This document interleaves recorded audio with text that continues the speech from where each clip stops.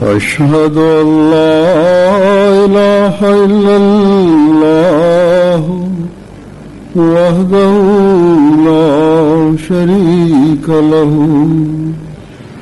وأشهد أن محمدا عبده ورسوله أما بعد فأعوذ بالله من الشيطان الرجيم بسم الله الرحمن الرحيم الحمد لله رب العالمين الرحمن الرحيم مالك يوم الدين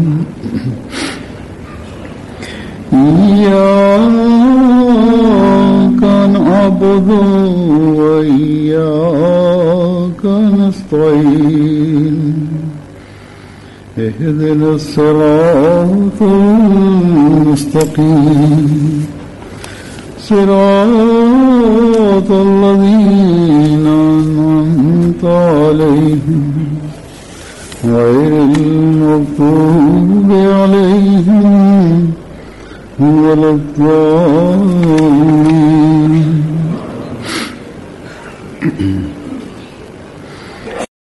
இறையருளால் இன்று ஜெர்மனியின் குத்தாமுல் அஹ்மதியா மற்றும் லெஜ்னா இமாயில்லாவுடைய இஜ்திமா தொடங்குகின்றது.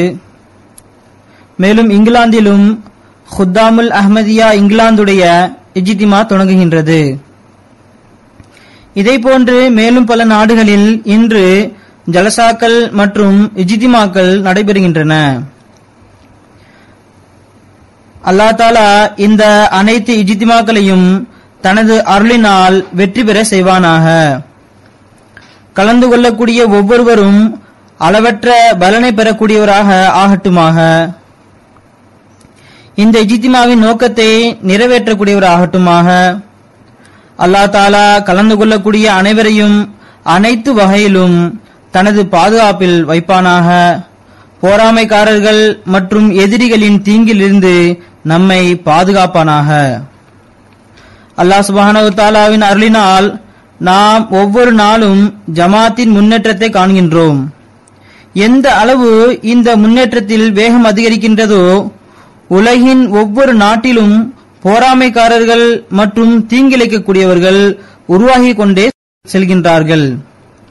இதுபோன்ற போராமைக்காரர்கள் மற்றும் தீங்கிழைக்கக்கூடியவர்கள் உருவாகுவதே உலகில் அஹ்மதியா முஸ்லிம் ஜமாத் முன்னேற்ற பாதையில் செல்கிறது என்பதற்கான ஆதாரமும் அத்தாட்சியும் ஆகும். ஆக இந்த எதிரிகள் மற்றும் எதிரிகளின் திட்டங்கள் யாவுமே ஜமாத் பரவுவதற்கும் மற்றும் முன்னேற்றம் அடைவதற்கான அளவாகும். இதிலிருந்து எந்த மூமினுக்கும் பதற்றமடைய தேவையில்லை. கவலையடைய வேண்டுமென்றால் அல்லது ஒரு மூமினுக்கு கவலையடையக்கூடிய விஷயம் இருக்கிறது என்றால் அது ஜமாத் மற்றும் ஹிலாஃபத்துடன் தூய்மையான தொடர்பில் குறைவு ஏற்பட்டு விடக்கூடாது என்பதாகத்தான் இருக்க வேண்டும். அவர் செல்லக்கூடிய தக்வாவின் தரம் குறைந்துவிடக் கூடாது என்பதாக இருக்க வேண்டும். மாறாக ஹஸ்ரத் மஸீமது அலைஹிஸ்ஸலாத்து வஸ்ஸலாம் அவர்கள் எந்த அளவு கூறியிருக்கின்றார்கள் என்றால், நன்மை மற்றும் தக்வாவின் ஓர் இடத்தை அடைந்த பின் அதில் நின்றுவிட்டீர்கள் என்றால் இதுவும் உங்களுக்கு ஒரு அபாயகரமான விஷயமாகும். இது சிந்திக்கக்கூடிய இடமாகும். ஏனென்றால் இதற்கு பிறகு கீழே இறங்குவது தொடங்கிவிடும். ஆகையால் நமது ஆண்களுக்கும் நமது பெண்களுக்கும் நமது குழந்தைகளுக்கும் நமது பெரியவர்களுக்கும் நமது இளைஞர்களுக்கும் நமது முதியவர்களுக்கும் தனது தக்குவாவில் முன்னேறுவதை தடுக்கக்கூடிய அந்த எதிரியை பற்றி கவலைப்பட வேண்டும். அது அவர்களை நன்மையில் முன்னேறுவதிலிருந்து தடுக்கின்றது.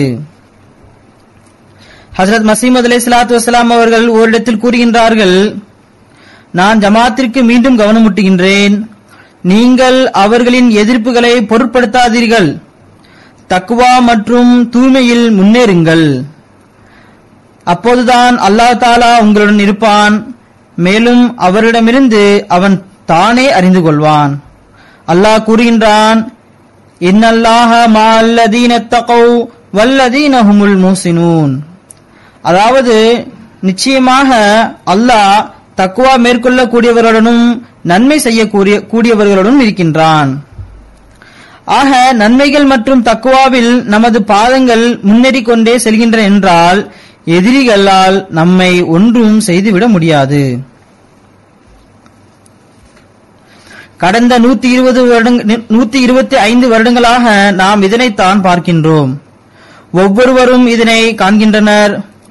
எதிரிகள் நமது சில அன்பிற்குரியவர்களின் வாழ்க்கையை முடித்துவிட்டார்கள். மேலும் நமது பொருட்களை அபகரித்தார்கள். இதற்கு பதிலாக இந்த உலகத்தில் இருந்து சென்ற உயிர்களுக்கு இறை விருப்பம் கிடைக்கப்பெற்று நிரந்தரமான வாழ்வு கிடைத்துவிட்டது. மேலும் நிரந்தர வாழ்வை பெறக்கூடிய மக்களுடன் இந்த உயிர்கள் இணைந்து விட்டன.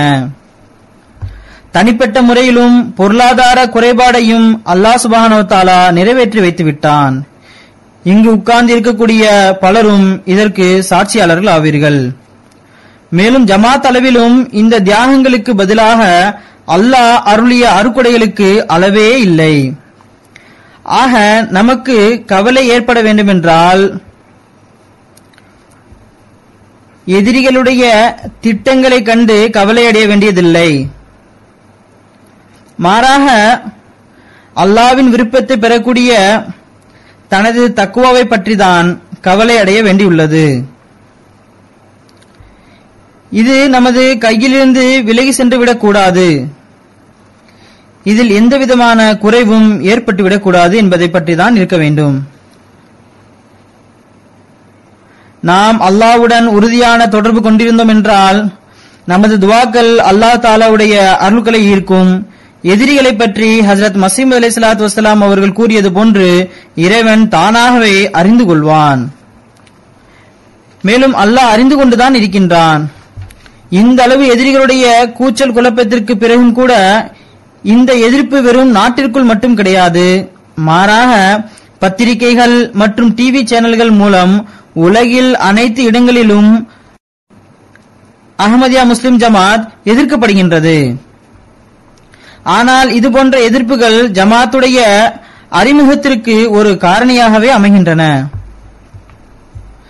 ஹஜ்ரத் மஸீஹ் அலைஹிஸ்ஸலாத்து வஸ்ஸலாம் அவர்கள் கூறி வந்துள்ளார்கள், நமது தூது செய்தி எவ்வாறு சென்றடைகிறது என்பதை பற்றி நமக்கு கூட தெரியாது.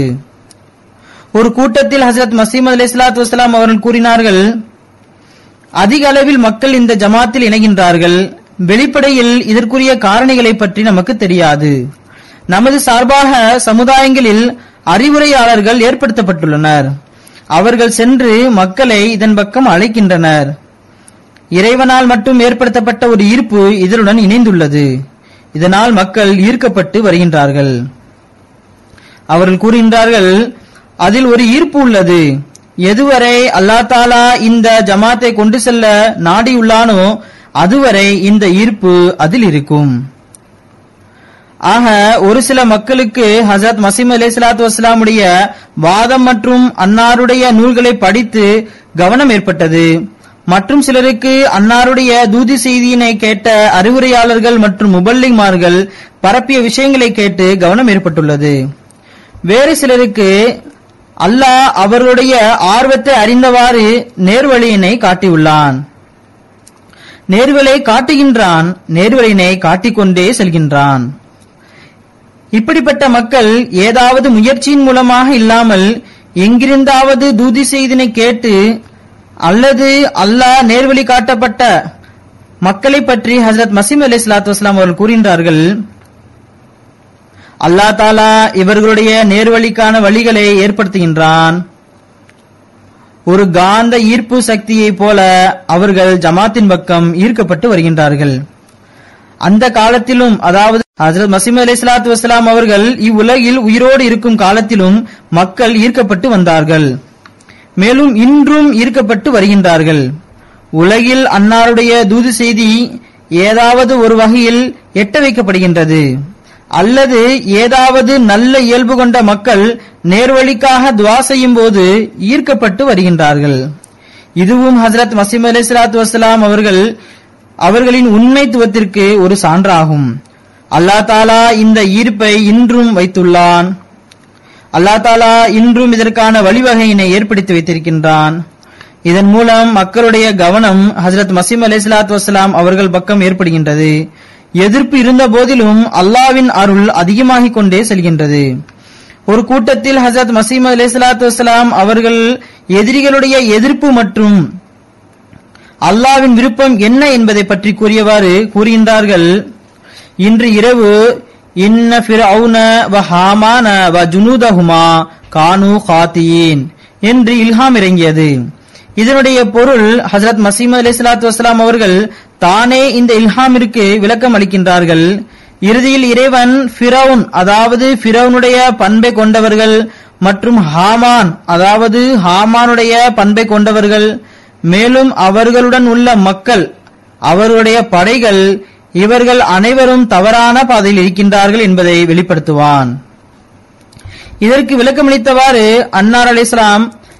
அன்னார் அந்த கூட்டத்தில் கூறுகின்றார்கள், இந்த இல்ஹாம் எனக்கு இரவில் இறங்கியது. தொடர்ந்து கூறுகின்றார்கள், ஃபிரௌன் மற்றும் அவனது கூட்டத்தார்கள் பனி இஸ்ராயில் அழிந்து போகக்கூடிய சமுதாயமாகும், அதனை நாம் விரைவில் அழித்து விடுவோம் என்று நினைத்தார்கள். இறைவன் கூறினான், இவ்வாறு சிந்திப்பதில் அவர்கள் தவறிழைத்தவர்கள் ஆவார்கள். இதனைப் போன்று இந்த ஜமாத்தை பற்றி எதிரிகளும் பகைவர்களும் இந்த ஜமாத் அழிந்து போய்விடும் என கூறுகின்றனர். ஆனால் இறை நாட்டம் வேறொன்றதாக உள்ளது. ஆக உலமாக்கள் அரசாக இருந்தாலும் சரி, அமைப்புகளாக இருந்தாலும் சரி, இறை ஜமாத்தை அழிக்க முடியாது.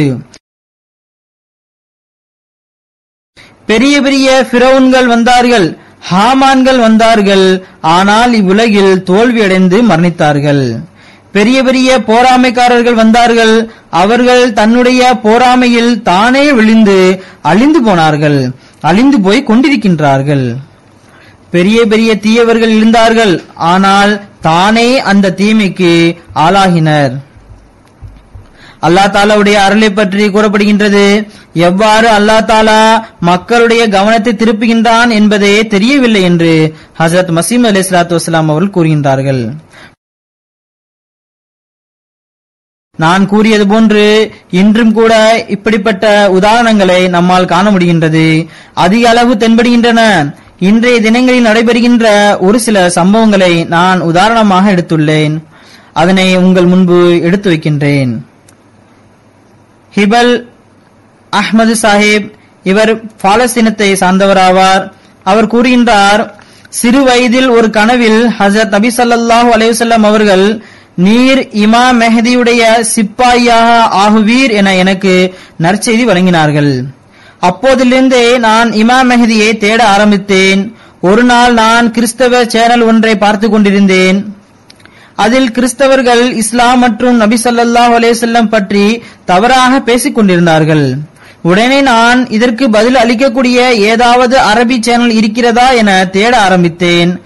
ஆனால் அதில் இதற்கு பதிலளிக்கக்கூடிய விஷயங்கள் இல்லாமல் மந்திரம், தலாக், வியாபாரம் போன்ற விஷயங்களை பற்றி பேசப்பட்டுக் கொண்டிருந்தன. சில நாட்களுக்கு பிறகு அதிர்ஷ்டவசமாக MTA கிடைத்தது. எனக்கு இது உண்மையாளர்கள் என உணர முடிந்தது. இதற்கு பிறகு நான் பையத் செய்ய விரும்புகின்றேன், எனது பையத்தை தயவு செய்து ஏற்றுக்கொள்ளுங்கள் என எனக்கு எழுதியுள்ளார். பிறகு நமது ஜமாத் சகோதரர் அஹ்மது இப்ராஹிம் சாஹிப், அரபு நாட்டை சேர்ந்தவர், எழுதுகின்றார், திடீரென்று MTA பார்ப்பதற்கு வாய்ப்பு கிடைத்தது. ஆரம்பத்தில் கொஞ்சம் ஆட்சேபனைகள் இருந்தன, பிறகு கொஞ்சம் கொஞ்சமாக உள்ளம் தெளிவு பெற்றது. இஸ்திகாரா செய்த பின்பு அல்லதீன யுபாயூன இன்னமா யுபாயுன் அல்லாஹ் என பதில் கிடைத்தது. வீட்டார்கள் எதிர்ப்பு தெரிவித்து வருகின்றார்கள். அவர்கள் மௌலவிமார்களின் பின்பு செல்லக்கூடியவர்களாக இருக்கின்றார்கள்.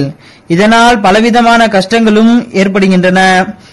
அவர் எழுதுகின்றார், என்னுடைய உறுதியான நிலைநிற்றலுக்காகவும் குடும்பத்தாருடைய நேர்வழிக்காகவும் துவா செய்ய வேண்டுகின்றேன் என எழுதியுள்ளார். அல்லாஹ் தாலா இவருடைய நல்ல எண்ணங்களை ஏற்றுக்கொள்வானாக. பிறகு முஹம்மது அப்துல் சாஹிப், எகிப்து நாட்டை சேர்ந்தவராவார். அவர் இவ்வாறு எழுதுகின்றார்: 2 வருடங்களுக்கு முன்பு டிவி சேனல்களை மாற்றிக் கொண்டிருக்கும் போது MTA பார்ப்பதற்கு வாய்ப்பு கிடைத்தது. நிகழ்ச்சிகளை கண்டு நான் மிகவும் ஆச்சரியப்பட்டேன். ஜமாஅத்தே அஹ்மதியா சார்பாக திருக்குரான் மற்றும் ஹதீஸுக்கு கொடுக்கப்படும் விளக்கங்களை கேட்டு சிந்திப்பதற்கு ஆளாக்கப்பட்டேன்.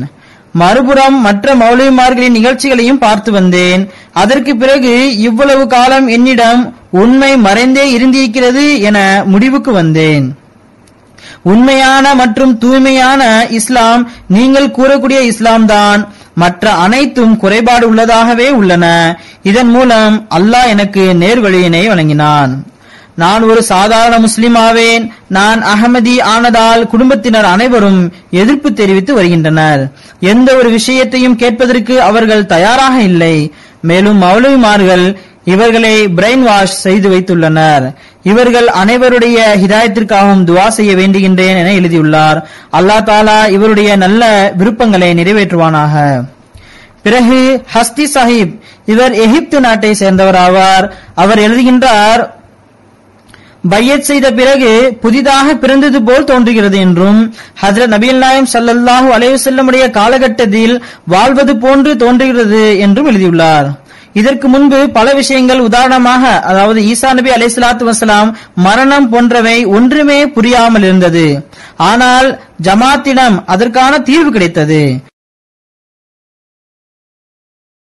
மௌலவிமார்கள் எங்களை அதிக அளவு எதிர்க்கவும் குஃப்ர் ஃபத்வா கொடுக்கவும் ஆரம்பித்து விட்டனர். எங்களிடம் மிகப்பெரிய வீடு உள்ளது. பல நாட்களாக அதனை பள்ளிவாசலாக மாற்றுவதற்கு எண்ணியிருந்தோம். ஆனால் அவ்வாறு செய்வது இறைவனுக்கு விருப்பமானதாக இருக்கவில்லை. ஆனால் தற்பொழுது அதில் பள்ளிவாசல் கட்டி ஜமாத்திற்கு கொடுப்போம். மௌலவிமார்கள் அதிக அளவு எதிர்க்கவும் ஜமாத்திலிருந்து முர்தத் ஆவதற்கான முயற்சிகளையும் செய்கின்றனர். இந்த சமயத்தில் நான் இஸ்திகாரா செய்தேன். அப்போது இவ்வாறு பதில் கிடைத்தது: அதாவது இந்த மக்கள் இமாம் மெஹ்தியை பொய்ப்படுத்தக்கூடியவர்கள்.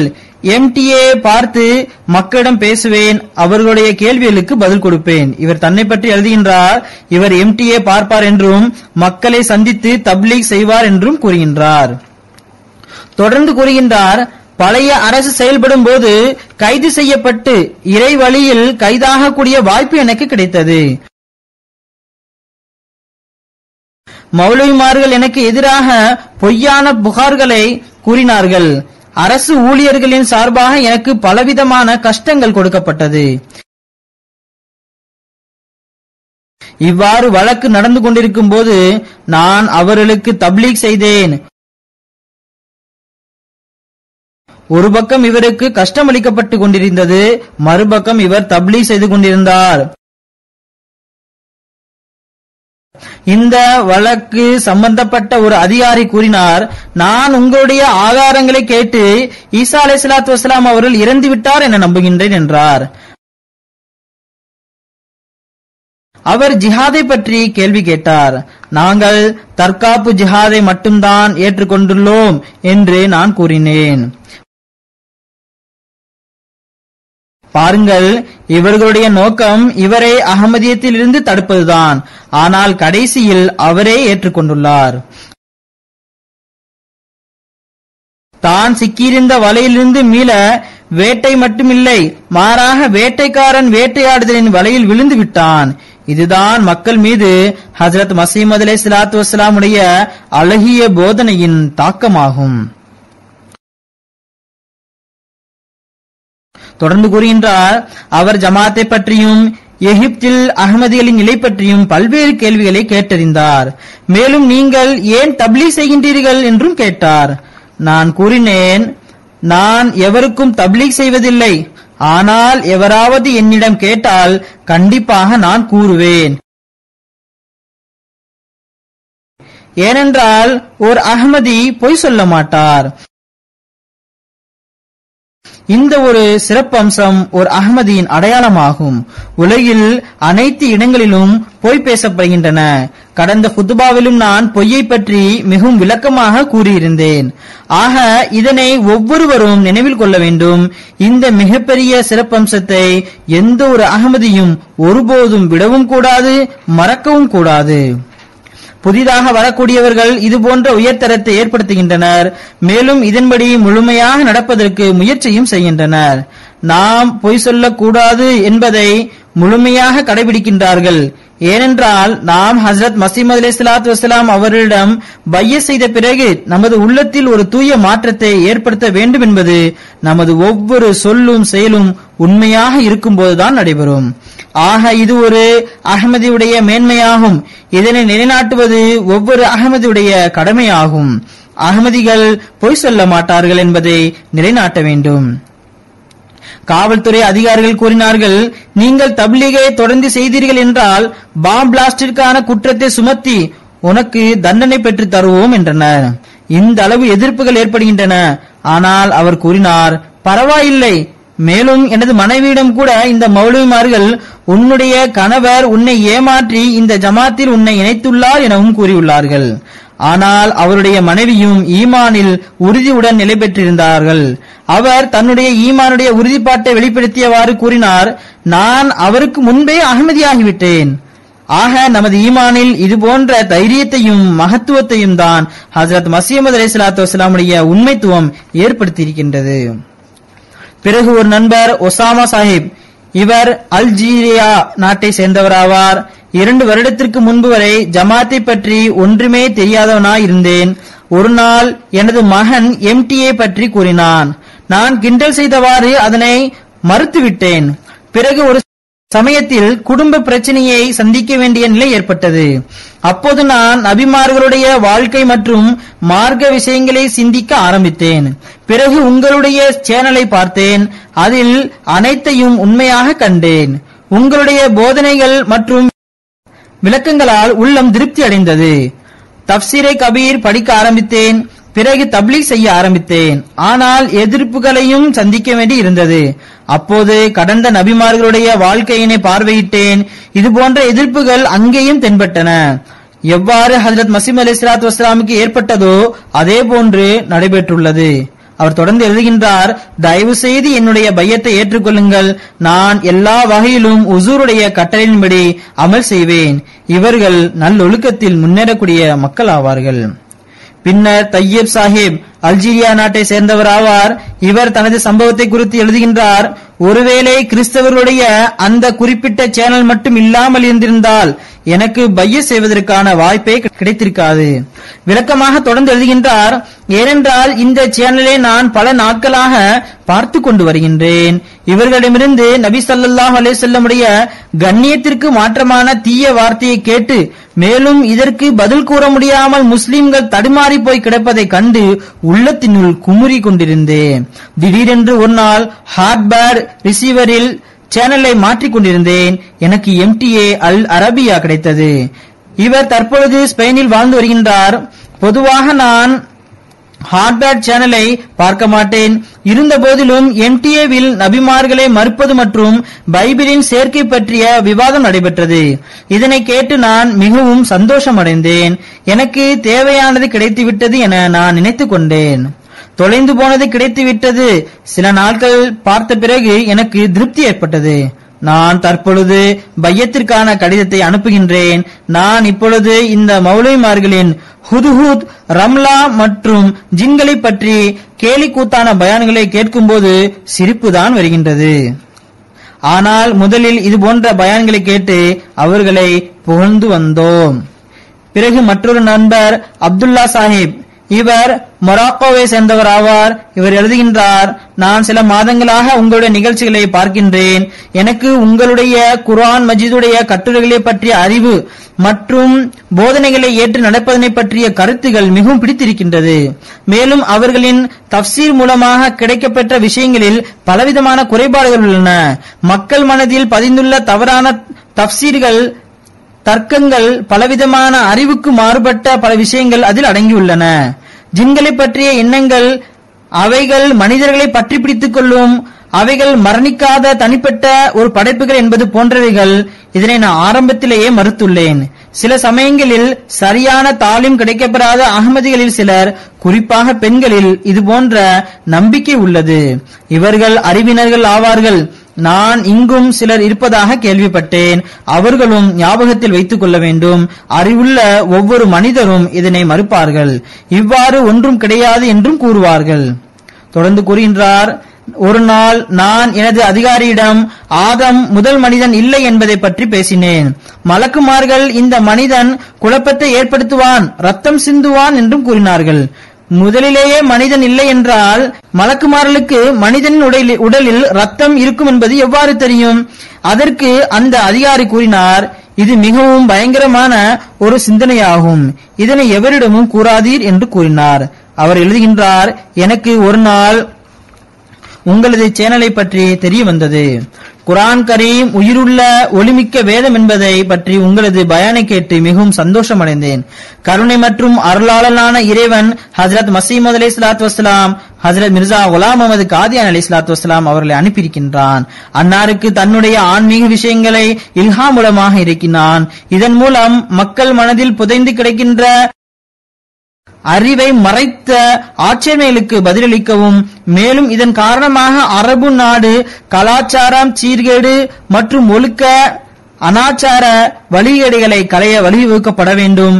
முன்னேற்ற பாதையிலிருந்து விலகி கிடக்கும் அரபு நேர்வழி பெற வேண்டும் என்று கூறினார். அவர் எழுதுகின்றார், ஹுசூர், எனது பையத்தை ஏற்றுக்கொள்ளுங்கள். இன்று எனக்கு அஹ்மதியா ஜமாத்தில் இணைந்தது பெருமையாக இருக்கின்றது. பிறகு ஒரு நண்பர் யாசர் சாஹிப் ஓமன் நாட்டை சேர்ந்தவர் ஆவார். இவர் ஜூன் மாதம் 2011 எழுதுகின்றார், ஒரு வருடமாக உண்மையை தேடிக்கொண்டிருந்தேன். இதனை இப்பொழுது பெற்றுவிட்டேன். அல்ஹம்துலில்லாஹ். முஸ்லிம்களின் தற்பொழுதைய நிலையை கண்டு நபி ஸல்லல்லாஹு அலைஹி வஸல்லம் அவர்கள் தனது உம்மத்தின் முன்னேற்றத்திற்காக திரும்ப வர வேண்டும் என்ற ஆசை எனக்கு அதிகமாக இருந்தது. ஒருமுறை பல சேனல்களை மாற்றிக் கொண்டிருந்தேன். அப்பொழுது MTA-வை பார்ப்பதற்கான வாய்ப்பு கிடைத்தது. அதில் ஹஜ்ரத் மஸீமது அலைஹிஸ்ஸலாத்து வஸ்ஸலாம் அவருடைய போட்டோவை பார்த்ததும் அப்போது ஹஜ்ரத் நபி ஸல்லல்லாஹு அலைஹி வஸல்லம் அவருடைய போட்டோவை பார்த்தது போன்று தோன்றியது. இந்த படம் எனது உள்ளத்தில் பதிந்து விட்டது. ஒரு நாள் ஒரு நண்பர் ஹஜ்ரத் மஸீமது அலைஹிஸ்ஸலாத்து வஸ்ஸலாமுடைய வருகையை பற்றி கூறினார். மேலும் தஜ்ஜாலை பற்றியும் கூறினார். தஜ்ஜால் என்பது கிறிஸ்தவ பாதிரிகள் ஆவார்கள் என்று கூறினார். அதற்கு நான் ஆரம்பத்தில் மிகவும் கடுமையாக எதிர்த்தேன். ஆனால் பிறகு உண்மை வெளிப்பட்டது. இந்த நாள் இரவு 2 மணி வரை MTA-வை பார்த்து கொண்டிருந்தேன். மேலும் ஜமாத் மற்றும் மஸீமது அலைஹிஸ்ஸலாத்து வஸ்ஸலாமுடைய அன்பு அதிகமாகிக் கொண்டே சென்றது. அல்லாஹ் எனக்கு சரியான பாதையின் பக்கம் என்னை வழிநடத்தி இருக்கின்றான். மேலும் ஹிதாயத்தை ஏற்றுக்கொள்வதற்கான வாய்ப்பினையும் வழங்கியுள்ளான். அவர் எழுதுகின்றார், ஹஜ்ரத் மஸீமது அலைஹிஸ்ஸலாத்து வஸ்ஸலாம் அவர்களுடைய நூல்கள், 2வது கலிஃபத்துல் மஸீஹுடைய தஃப்சீரே கபீர் போன்றவற்றை நான் படித்திருக்கின்றேன். அது எனக்கு மிகவும் பிடித்திருக்கிறது. மேலும் என்னை சந்திப்பதற்கு ஆவலாக இருக்கின்றேன் என்றும் அவர் எழுதியுள்ளார். துஆ செய்யவும் விண்ணப்பம் செய்துள்ளார். இவர்கள் பையத் மட்டும் செய்வதில்லை, மாறாக பையத் செய்து தனது அறிவை வளர்க்கவும் செய்கின்றனர். பிறப்பு அகமதி என்று கூறக்கூடியவர்களுக்கு இது ஒரு சிந்திக்கும் தருணமாகும். எங்களுடைய ரத்தத்தில் அகமதியத் உள்ளது, எங்களுக்கு மேலும் அறிவை பெறுவது அவசியமில்லை என்றும் தனது தக்வா மற்றும் நன்மையில் முன்னேற தேவையில்லை எனவும் இவர்கள் கருதுகின்றனர். பிறகு ஒரு பெண்மணி ஃபெரிஃபான் சாஹிபா, இவர்களுக்கு 2 பிள்ளைகள் உள்ளனர். இவர் நார்வேயில் வாழ்ந்து வருகின்றார். குர்திஸ்தானை சேர்ந்தவர் ஆவார். அவர் கூறுகின்றார், 2006 ஒரு நாள் MTA-வை பார்ப்பதற்கு வாய்ப்பு கிடைத்தது. உங்களுடைய பேச்சு, இஸ்லாத்தை பற்றிய உண்மையான விளக்கம் போன்றவற்றை உங்களிடமிருந்து கேட்டு மிகவும் சந்தோஷம் அடைந்தேன். பிறகு இந்த சேனலுடைய நம்பரை தொலைத்து விட்டேன். பிறகு திடீரென்று 2010 இந்த சேனல் திரும்பவும் கிடைத்தது. அல் ஹிவாருல் முபாஷிர் என்ற நிகழ்ச்சி நடைபெற்றுக் கொண்டிருந்தது. உங்களுடைய ஆதாரங்கள் மற்றும் தப்சீர் போன்றவற்றை கேட்டு மிகவும் தாக்கத்திற்கு உள்ளானேன். நிகழ்ச்சியின் இறுதியில் ஹஜ்ரத் மஸீமது அலைஹிஸ்ஸலாத்து வஸ்ஸலாமுடைய படம் காட்டப்பட்டது. அன்னாருடைய உண்மைத்துவத்தில் ஒரு நொடி பொழுது கூட சந்தேகம் ஏற்படவில்லை. மேலும் இதுவரைக்கும் அவர்களை பற்றி தெரியாமல் இருந்ததை பற்றி வருத்தமடைந்தேன். மேலும் அன்னார் நபியாக இருப்பது பற்றி ஒரு சில சந்தேகங்கள் இருந்தன. ஜமாத் சார்பாக கொடுக்கப்பட்ட விளக்கங்கள் மற்றும் ஆதாரங்கள் மூலம் அதுவும் நீங்கிவிட்டது. தற்பொழுது நான் ஹஜ்ரத் மஸீஹ் மவ்ஊத் அலைஹிஸ்ஸலாத்து வஸ்ஸலாம் அவர்கள் உண்மையான இமாம் மஹ்தி ஆவார்கள் என நான் சாட்சி கூறுகின்றேன். தொடர்ந்து எழுதுகின்றார்கள், நீங்கள் செய்யக்கூடிய சேவைகளை மிகவும் போராமையுடன் படிக்கின்றேன், பார்க்கின்றேன். இந்த ஜிஹாதில் கலந்து கொள்ள ஆசைப்படுகின்றேன். தயவு செய்து எனக்கு இதற்கான வாய்ப்பினை அளியுங்கள்.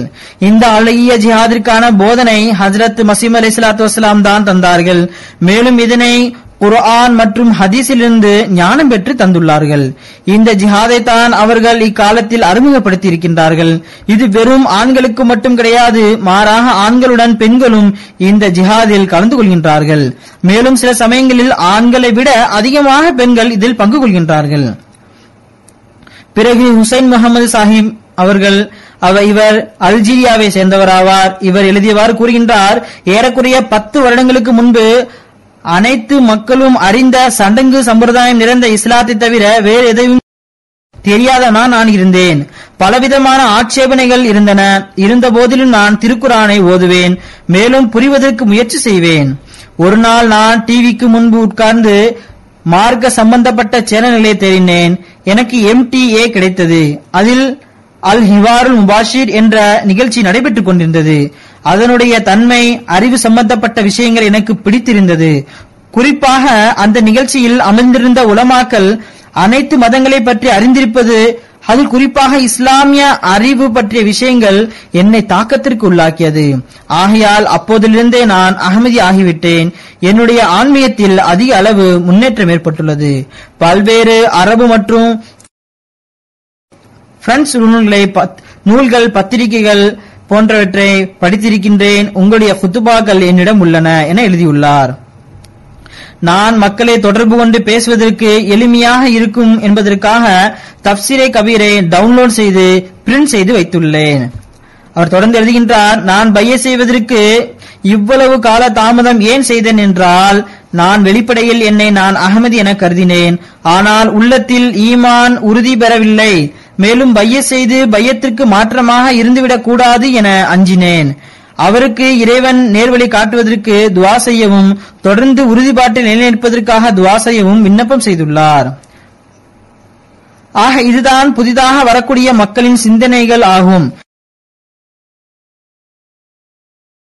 தற்போது இருக்கக்கூடியவர்கள் பலர் பழைய அகமதிகள் மற்றும் பழைய அகமதிகளின் சந்ததிகளாக இருக்கின்றார்கள். அவர்களுக்கு இது போன்ற சிந்தனை ஏற்பட வேண்டும். நாம் நமது பையத்தை எவ்வாறு எல்லாவிதமான ஆற்றலுடன் நிறைவேற்ற முடியும் என்பதை சிந்திக்க வேண்டும். அப்போதுதான் நாம் உண்மையான அகமதிகள் ஆவோம். பிறகு நாசிர் சாஹிப், இவரும் ஒரு அரபு நாட்டை சேர்ந்தவராவார். அவர் கூறுகின்றார், 4 வருடத்திற்கு முன்பு நான் உண்மையை தேட ஆரம்பித்தேன். நான் சுன்னி, ஷியா, இஸ்னா அஷரியா போன்றவர்களின் விவாதங்களை கண்டிருக்கின்றேன். இஸ்னா அஷரியா அதாவது 12 இமாம்களை ஏற்றுக்கொள்ளக்கூடியவர்கள் ஆவார்கள் இவர். இதுவும் சுன்னிகளை சேர்ந்த ஒரு பிரிவாகும். கூறுகின்றார்கள், அனைத்து விதமான முனாசராத்துகளையும் கண்டிருக்கின்றேன். இதில் சுன்னிகளுடைய ஆதாரங்களோ உறுதியானவையாக எனக்கு தென்பட்டன. பிறகு ஏறக்குறைய 3 மாதத்திற்கு முன்பு MTA உடன் எனக்கு தொடர்பு ஏற்பட்டது. அதில் மதிப்பிற்குரிய ஹானி தாஹிர் சாஹிப் அவர்கள் என்னை மிகவும் கவர்ந்தார்கள். பிறகு எனக்கு ஜமாத்துடன் ஒரு ஆர்வம் ஏற்பட்டது. மேலும் ஜமாத்திற்கு எதிராக மக்கள் மத்தியில் பரப்பப்படும் அடிப்படையான விஷயங்கள் அனைத்தும் ஜமாத்திற்கு எதிரான மௌலைமார்கள் எஹ்சானுல்லா ஜஹீர் போன்றோரின் நூல்களில் அடங்கியுள்ளது என்பது எனக்கு தெரிய வந்தது. இதனை போன்று தன்னுடைய சுற்றுப்புறத்தில் உள்ள உலமாக்களின் கொள்கைக்கு மாற்றமான கொள்கை உடைய மக்களின் நடவடிக்கைகள் என்னை மிகவும் கஷ்டத்திற்குள்ளாக்கியது. ஏனென்றால் எங்களது அருகில் சில ஷியாக்களும் உள்ளனர். மக்கள் இவர்களுடன் ஏளனத்துடன் தான் நடந்து கொள்வார்கள். நாம் எனது உள்ளத்தில் எப்போதும் கூறுவேன், மார்க்க விஷயத்தில் எவரையும் ஏளனம் செய்யக்கூடாது. ஏனென்றால் நமது பெற்றோர்களும் ஷியா அல்லது கிறிஸ்தவர்களாக இருந்தவர்கள்தானே. மேலும் எப்போதும் இதனை, அதாவது நான் உண்மையில் இருந்தால் மற்றவர்களுக்காக துஆ செய்ய வேண்டும், அவர்களை ஏளனத்துடனும் இழிவாக பார்க்கக்கூடாது என நான் கூறி வருவேன். ஏனென்றால் இதுதான் நபிமார்களுடைய சுன்னத்தாகும். இதனை போன்றே நான் சலஃபிகளுடைய கொள்கைகளையும் சரி என்று கருதவில்லை. நான் தற்பொழுது ஹானி தாயிர் சாஹிபுடைய ஆதாரங்களின் மூலம் திருப்தி அடைந்துள்ளேன். எனக்கு மசீஹ் அலைஹிஸ்ஸலாத்து வஸலாமுடைய உண்மைத்துவத்திற்கு மேலும் பல சான்றுகளை தாருங்கள். மேலும் பையத் செய்த பிறகு நான் என்ன செய்ய வேண்டும், எனக்கு இதற்கான உதவியையும் ஹிதாயத்திற்கான வழிகாட்டலையும் காண்பிக்குமாறு கேட்டுக்கொள்கின்றேன். மனிதர்கள் இது போன்ற கடிதங்களை எழுதுகின்றார்கள். பிறகு கனி முகமது சாஹிப், இவர் ஈராக்கை சேர்ந்தவர் ஆவார். நான் 3 வருடமாக எம்டிஏவை பார்க்கின்றேன். தொடர்ந்து ஆராய்ந்து கொண்டிருந்தேன். பிறகு இஸ்திகாரா செய்தேன். பல நாட்கள் வரை எந்த விதமான கனவையும் காணவில்லை. தொடர்ந்து இஸ்திகாராவை செய்து வந்தேன். ஒரு நாள் உம்மை நபி ஸல்லல்லாஹு அலைஹி வஸல்லம் அவர்கள் நினைவு கூர்ந்தார்கள் என ஒருவர் கனவில் கூறினார். பிறகு அந்த மனிதர் என்னை அழைத்து சென்றார். பிறகு ஒரு கூடாரத்திற்குள் சென்று நபி ஸல்லல்லாஹு அலைஹி வஸல்லம் அவர்களுடன் முசாஃபா செய்யுங்கள் என்றார். பிறகு நான் ஒரு குன்றின் மேல் அமர்ந்திருந்த கூடாரத்திற்குள் சென்று நபி ஸல்லல்லாஹு அலைஹி வஸல்லம் அவர்களை சந்தித்தேன். பிறகு அதே மனிதர் மற்றொரு குன்றிற்கு சென்று நபி ஸல்லல்லாஹு அலைஹி வஸல்லம் அவர்களை சந்தியுங்கள் என்றார்.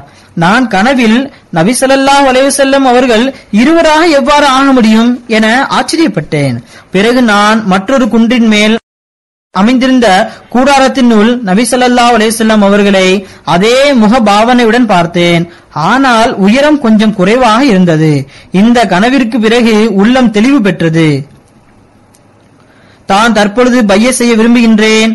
எனக்கு அனைத்து நாட்டு சமுதாய மக்கள் எந்தவித நிற இன வேறுபாடு இல்லாமல் இணைகின்றார்கள் என்பதை பார்க்கும்போது மிகவும் பிடித்திருக்கின்றது.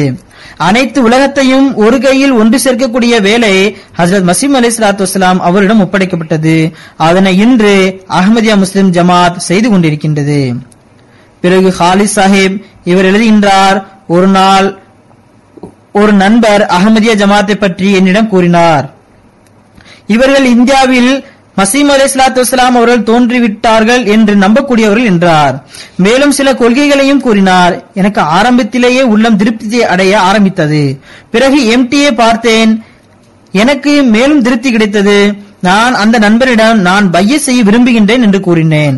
அவர் மிகவும் ஆச்சரியத்துடன் நீ பைத்தியமாகி விட்டாயா என கேட்டார். நான் கூறினேன், எனது உள்ளம் திருப்தி அடைந்து விட்டது, நான் பையத் செய்ய விரும்புகின்றேன் என்று கூறினேன். இதற்கு முன்பு நான் ஹஜ்ரத் மசீஹ் அலைஹிஸ்ஸலாத்து வஸலாமுடைய போட்டோவை பார்த்ததுமே அன்னார் உண்மையாளர் என்பதை ஏற்றுக்கொண்டேன். எம்டிஏ மூலமாக இஸ்லாத்தை பற்றி சரியான விளக்கமும் ஞானமும் கிடைத்தது. அல்ஹம்துலில்லாஹ், இதன் மூலமாக காலத்தின் இமாமை கண்டறிய முடிந்தது. ஏறக்குறைய ஒரு வருடத்திற்கு முன்பு நபி ஸல்லல்லாஹு அலைஹி வஸல்லம் அவர்களை கனவில் கண்டேன். ஹுசூர் ஸல்லல்லாஹு அலைஹி வஸல்லம் அவர்கள் எனது முகத்தில் முத்தமிட்டார்கள். நான் நபி ஸல்லல்லாஹு அலைஹி வஸல்லம் அவர்களிடம் அரசாங்கம் மற்றும் அதிகாரிகளின் மோசமான நிலை பற்றி புகார் செய்தேன். தொடர்ந்து எழுதுகின்றார், நீங்கள் எங்களுடைய கண்களை திறந்து விட்டீர்கள், இருளிலிருந்து காப்பாற்றி உண்மையை காண்பித்து இருக்கின்றீர்கள். ஜஸாக்குமுல்லாஹ். அவர் எனக்கு எழுதுகின்றார், உங்களுடைய கையில் பையத் செய்ய வேண்டும் என்பது என்னுடைய ஆசையாகும். பிறகு ஒரு சம்பவம், பல்வேறு சம்பவங்கள் உள்ளன. இது ஆப்பிரிக்காவிலிருந்து எடுக்கப்பட்ட ஒரு சம்பவமாகும். காம்பியாவுடைய அமீர் சாஹிப் எழுதுகின்றார், அங்குள்ள லோக்கல் தலைவருடைய தலைமையில் 12 இடங்களில் தப்லீக் செய்ய புரோகிராம் ஏற்பாடு செய்யப்பட்டது. இந்த புரோகிராம் மூலமாக அலியோ கமாரா சாஹிபுடன் தொடர்பு ஏற்பட்டது. ஆப்பிரிக்காவில் அதிக இடங்களில் வாவ் அல்லது பேஷை பெயருடன் இணைத்துக் கொள்வார்கள். அலியோ என்பது அலி ஆகும். அலி கமாரா சாஹிப் ஒரு முஸ்லிம் ஆவார். இவருக்கு ஜமாத் கொள்கைகளை பற்றி கூறப்பட்டது. இவருடன் தொடர்ந்து 2 வாரங்கள் கலந்துரையாடப்பட்டன. பிறகு சதர் சாஹிப் அவர்கள் அவரிடம், நீங்கள் இறைவனிடம் ஹிதாயத்தை வேண்டுங்கள், மேலும் நானும் உங்களுக்காக துஆ செய்கின்றேன் என்றார். அதே நாளில் இறைவன் ஒரு கனவை காண்பித்தான். அதாவது மே 25 மற்றும் 26, 2011 வருடம் அந்த இடைப்பட்ட அந்த இரவில் ஒரு கனவு கண்டார். அதில் தலைப்பாக அணிந்துள்ள ஒரு முதியவர் அவரை தன் பக்கம் அழைக்கின்றார். ஹிதாயத் இங்கிருக்கிறது, இங்கு வாருங்கள் என்று அழைக்கின்றார். காலையில் எழுந்து அவர் தனது கனவை கூறினார். அதில் நான் எந்த முதியவரை கனவில் கண்டேனோ அவர் இமாம் மெஹதி ஆவார். ஏனென்றால் அவர் அந்த படத்தை அவருக்கு தப்லீக் செய்யும் நேரத்தில் கொடுக்கப்பட்ட ஒரு மேகசினில் இதற்கு முன்பு கண்டிருக்கின்றார். இதன் அடிப்படையில் பையத் படிவம் கொடுக்கப்பட்டது. அதனை நிரப்புவதற்கு முன்பு அதனை நன்றாக படிக்குமாறு கூறப்பட்டது. அந்த பையத் படிவத்தை படித்த அலி கமாரா சாஹிப், நான் இனி தாமதிக்க மாட்டேன் என்று கூறிய உடனே பையத் படிவத்தை நிரப்பி ஜமாத்தில் இணைந்து விட்டார். பிறகு ஐவரி கோஸ்டுடைய அமீர் சாஹிப் அவர்கள் எழுதுகின்றார்கள், வாய்கே ரிஜானுடைய ஒரு கிராமம் நியாகாராவில் தாவீஸ் போன்றவற்றை கட்டக்கூடிய ஒரு மௌலவி, அவருடைய பெயர் கோனே இப்ராஹிம் ஆகும். அவர் கனவு காண்கின்றார். அதில் ஒரு முதியவர் அவரை சந்திக்கிறார். அதில் அந்த முதியவர் நான் ஈசா நபி ஆவேன் என்று கூறுகின்றார். ஒரு நாள் அவர் நமது மிஷன் ஹவுஸ் வந்தார். அங்கு ஹஜ்ரத் மசீஹ் அலைஹிஸ்ஸலாத்து வஸ்ஸலாமுடைய படத்தை பார்த்து ஆச்சரியப்பட்டார். அவர் கூறினார், இந்த முதியவர் தான் எனது கனவில் தன்னை ஈசா நபி என்று அறிமுகப்படுத்தினார். பிறகு உடனே அவர் பையத் செய்துவிட்டார். அவர் செய்து வந்த தாவீஸ் கட்டுவது போன்ற பணிகளை விட்டுவிட்டார். ஆக இது போன்ற பல்வேறு சம்பவங்கள் இருக்கின்றன. இதிலிருந்து இறைவன் எவ்வாறு நல்லியல்பு கொண்ட மனிதர்களுக்கு பல்வேறு எதிர்ப்புகள் இருந்தும் கூட, பல்வேறு வழிகளில் வழிகெடுக்க முயற்சி செய்யக்கூடிய மௌலவிகள் இருந்தும் கூட அல்லாஹ் பல்வேறு வழிகள் மூலமாக வழிகாட்டிக் கொண்டே செல்கின்றான் என்பது தெரிய வருகின்றது. ஹஜ்ரத் மசீஹ் அலைஹிஸ்ஸலாத்து வஸ்ஸலாமுடைய தூது செய்தியினை கேட்டு அல்லது படத்தை பார்த்து ஒரு விதமான ஈர்ப்பு அவரிடம் ஏற்படுகின்றது. அல்லாஹ் தாலாவின் அருளினால் ஜமாத்தின் முன்னேற்றம் நாம் செய்யக்கூடிய முயற்சியை விட மிக அதிகமாக நடக்கின்றது. இது இறைவனுடைய பணியாகும். இது இன்ஷா அல்லாஹ் முழுமை வரை சென்றடையும். ஆனால் இந்த முன்னேற்றம் நம்மை இதன் பக்கமும் கவனமூட்டுகின்றது. அதாவது ஜமாத்தில் இணைந்து ஒரு காலத்தை கழித்துவிட்ட நாம் அல்லது அஹ்மதிய ஜமாத்தை ஏற்றுக்கொண்டவர்களின் பிள்ளைகளாக நாம் நமது நிலையை எவ்வாறு சீராக்க வேண்டும், நாம் என்ன செய்ய வேண்டும், நமது தரம் எவ்வாறு இருக்க வேண்டும். நான் கூறியது போன்று ஹஜ்ரத் மசீஹ் அலைஹிஸ்ஸலாத்து வஸ்ஸலாம் அவர்கள் கூறுகின்றார்கள், நீங்கள் நன்மையில் பின்னோக்கி செல்கின்றீர்கள் என்றால் கவலை அடையுங்கள். இவ்வாறு தொடர்ந்து கவனக்குறைவு ஏற்படுவதால் மனிதன் மிகவும் பின்னடைந்து போய்விடுகின்றான். பையத் செய்த பிறகு நான் எந்த விஷயத்தை செய்ய வேண்டும் என்பதை எண்ணி அதனை சிந்தித்துக் கொண்டே இருக்க வேண்டும். சில கவனம் செலுத்தப்பட வேண்டிய விஷயங்கள் உள்ளன. அவற்றை ஹஜ்ரத் மசீஹ் அலைஹிஸ்ஸலாத்து வஸ்ஸலாமுடைய அருளுக்குரிய கூற்றின் மூலமாக எடுத்துரைக்கின்றேன்.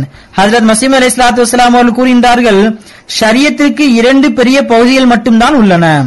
அதனை பாதுகாப்பது மனிதனுக்கு அவசியமானதாகும். ஒன்று ஹக் அல்லாஹ், இரண்டாவது ஹக்கூக்குல் இபாத். ஹக் அல்லாஹ் என்பது அல்லாஹ்வுடைய ஹக்காகும்.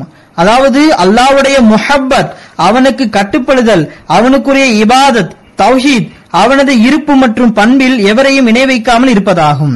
ஹக்கூக்குல் இபாத் என்பது தனது சகோதரர்களுடன் தற்பெருமை, துரோகம், எந்தவிதமான அநீதி இழைக்க கூடாது என்பதாகும்.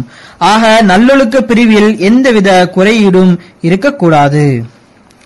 கேட்பதற்கு 2 வரிகள்தான், ஆனால் அமல் செய்வது மிகவும் கடினமானதாகும். இன்று இந்த வேலைகள் அகமதிகளிடம் ஒப்படைக்கப்பட்டுள்ளது. இது எளிதான பணி கிடையாது. மௌலவிகள் போன்று சமைத்து வைக்கப்பட்ட ஹல்வாவை சாப்பிடுவது போன்று இல்லை. நாம் சீர்திருத்தம் செய்ய வேண்டிய வேலையை செய்ய வேண்டும். இதன் பக்கம் ஒவ்வொரு அகமதியும் கவனம் செலுத்துவது அவசியமாகும். கூறுகின்றார்கள், அல்லாஹ்வுடைய மாபெரும் கருணை மனிதன் மீது இருந்தால்தான் இந்த 2 பணிகளையும் மனிதனால் செய்ய முடியும். ஆக என் நேரமும் அவன் முன்பு குனிந்தவாறு அருளை வேண்டுங்கள். நமது பாதங்கள் ஒருபோதும் பின்னோக்கி செல்லக்கூடாது. நன்மையில் நாம் பின் செல்லக்கூடாது. தக்வாவில் நாம் முன்னேறக்கூடியவர்களாக ஒவ்வொரு அகமதியும் கவனம் செலுத்துவது அவசியமாகும். கூறுகின்றார்கள், அல்லாஹ்வுடைய மாபெரும் கருணை மனிதன் மீது இருந்தால்தான் இந்த 2 பணிகளையும் மனிதனால் செய்ய முடியும். ஆக என் நேரமும் அவன் முன்பு குனிந்தவாறு அருளை வேண்டுங்கள். நமது பாதங்கள் ஒருபோதும் பின்னோக்கி செல்லக்கூடாது. நன்மையில் நாம் பின் செல்லக்கூடாது. தக்வாவில் நாம் முன்னேறக்கூடியவர்களாக ஆக வேண்டும். என் நேரமும் நம் மீது அல்லாஹ்வுடைய அருள் இருக்க வேண்டும். தொடர்ந்து கூறுகின்றார்கள், சிலரிடம் கோபப்படும் தன்மை அதிகமாக இருக்கும். அதாவது அவர்கள் விரைவில் கோபம் அடைந்து விடுவார்கள். கோபம் அடையும் போது அவருடைய உள்ளமும் தூய்மையாக இருக்காது, அவர்களுடைய நாவும் தூய்மையாக இருக்காது. மனிதன் கோபம் அடையும் போது அவனுடைய உள்ளமும் நாவும் தூய்மையற்றதாகி விடுகின்றது. நாம் பார்க்கும்போது இவ்வாறுதான் தென்படுகின்றது. பலவிதமான பிரச்சனைகள், பலவிதமான சண்டைகள், பலவிதமான மன கஷ்டங்கள் இதனால் தான் உருவாகின்றன. அல்லது உள்ளத்தில் போராமை எழுகின்றது, பிறகு அதற்கு பழி வாங்கப்படுகின்றது. சில சமயங்களில் எவ்வாறெல்லாம் பேசப்படுகிறது என்றால் அது மூமினுடைய வாயிலிருந்து வெளிப்படக்கூடிய வார்த்தைகளாக, கண்ணியமான வார்த்தைகளாக இருப்பதில்லை. தொடர்ந்து கூறுகின்றார்கள், உள்ளத்தில் தனது சகோதரனுக்கு எதிராக தூய்மையற்ற திட்டங்களை தீட்டுகின்றனர், வாயினால் தீய வார்த்தைகளை கூறுகின்றனர், பிறகு போராமையை ஏற்படுத்துகின்றனர். சிலரிடம் காம உணர்வு மேம்படுகின்றது, அவர்கள் அதில் விழுந்து அல்லாஹ்வினால் ஏற்படுத்தப்பட்ட எல்லையை மீறிவிடுகின்றனர். இந்நாடுகளில் அசிங்கமான திரைப்படங்கள் பார்ப்பது, வெக்கங்கெட்ட விஷயங்களை கேட்பது, வீணானவற்றை பார்ப்பது போன்றவை உள்ளன. இதனால் தான் உள்ளத்திலிருந்து தக்குவா அகன்று போய்விடுகின்றது. இதுதான் வரம்பற்ற உணர்வு ஆகும். இளைஞர்கள் குறிப்பாக இதனை கவனத்தில் கொள்ள வேண்டும். தொடர்ந்து கூறுகின்றார்கள், எப்பொழுது வரை மனிதனுடைய நல்லொழுக்கங்கள் சீரடைவதில்லையோ, முன்னிம் அலைஹிம் கூட்டத்தினருடன், அதாவது அருள் செய்யப்பட்ட கூட்டத்தினுடன் இணையக்கூடிய முழுமையான ஈமான், மேலும் எதன் மூலமாக உண்மையான ஞானத்திற்கான ஒளி கிடைக்குமோ அதில் நுழைய முடியாது.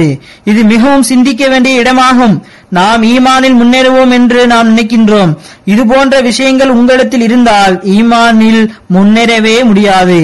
கூறுகின்றார்கள், ஆக இரவும் பகலும் இதே முயற்சியில் தான் இருக்க வேண்டும். மனிதன் தன்னுடைய ஒழுக்கத்தை சீர்படுத்தக்கூடிய உண்மையான உறுதிமொழி எடுப்பவனாக இருக்க வேண்டும். நான் ஓர் இறைவனை வணங்கக்கூடியவன் என்று உறுதி கொண்ட பிறகு தனது ஒழுக்கத்தை சீர்படுத்த வேண்டும். அன்னார் கூறுகின்றார்கள், நான் பார்க்கின்றேன் தற்பொழுது ஒழுக்க நிலை மிகவும் சீர்கெட்டு போய் கிடக்கின்றது.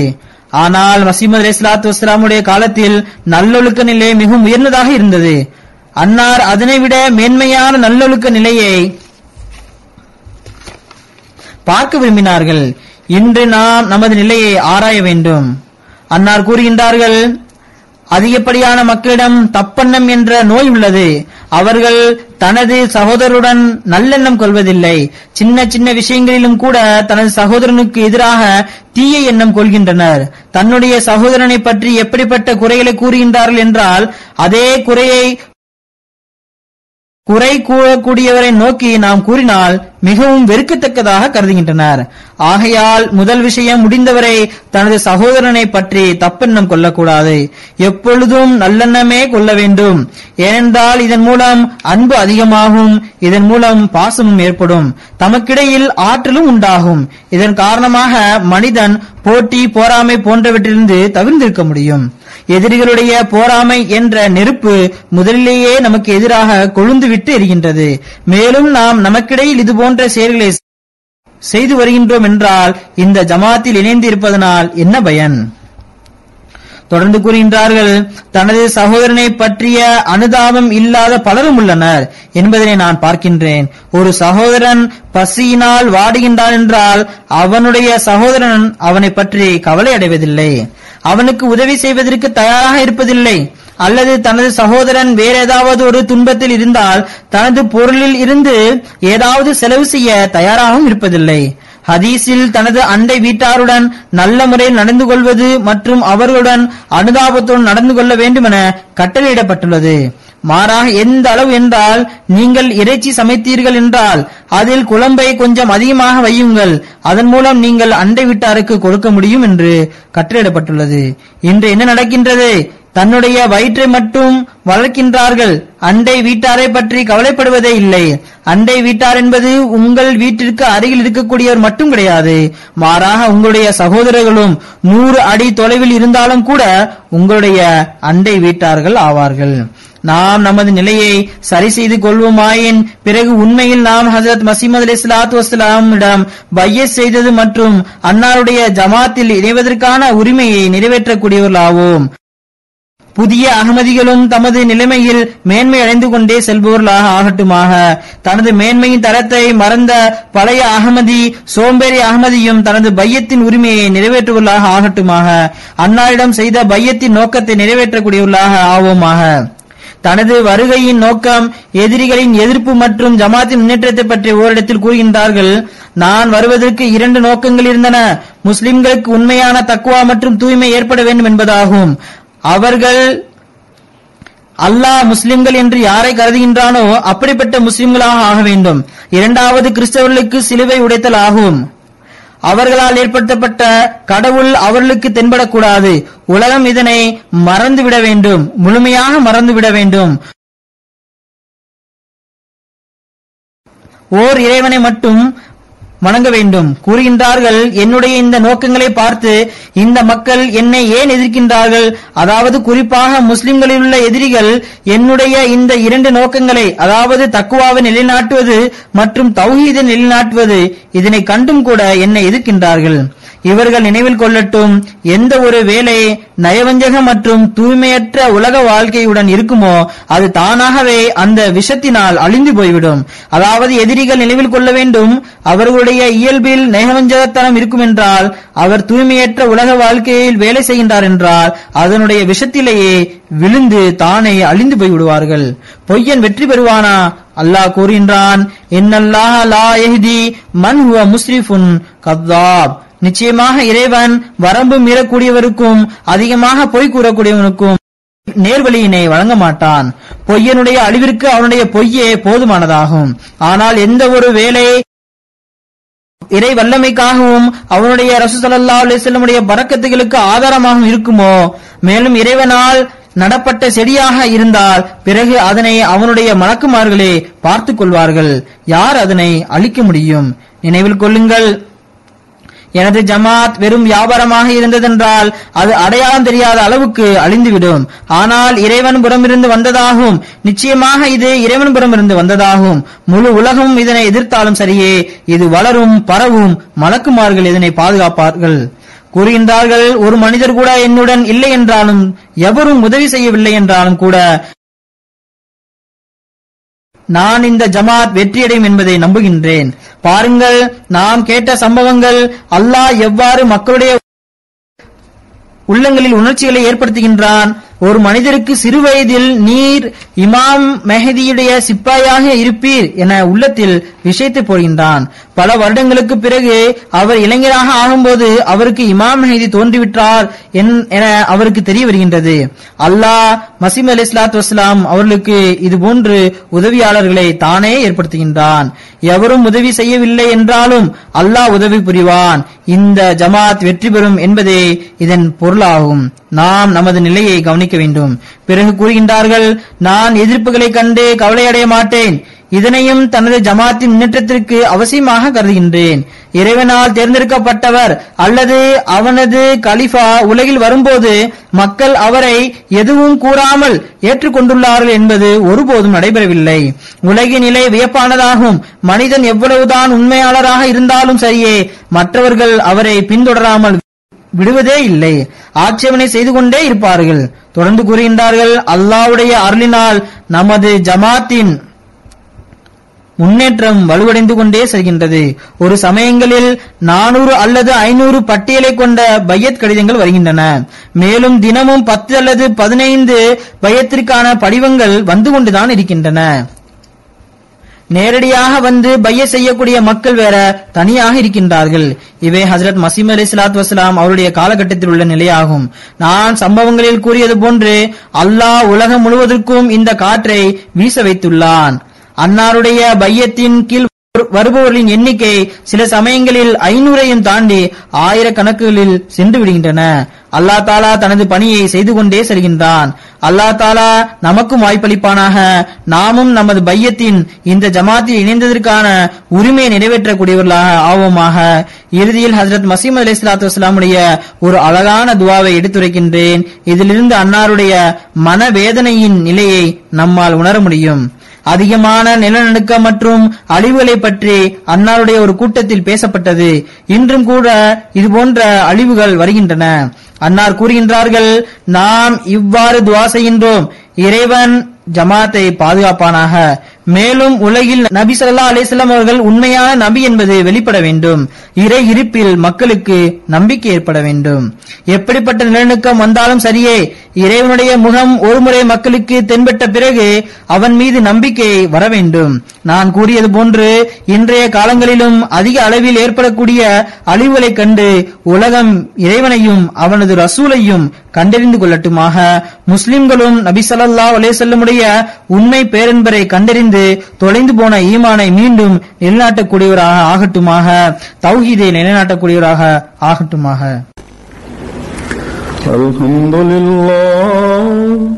அல்ஹம்துலில்லாஹ் நஹ்மதுஹு வ நஸ்தஈனுஹு வ நஸ்தக்ஃபிருஹு வ நு'மினு பிஹி வ நதவக்கலு அலைஹி வ நஊது பில்லாஹி மின் ஷுரூரி அன்ஃபுஸினா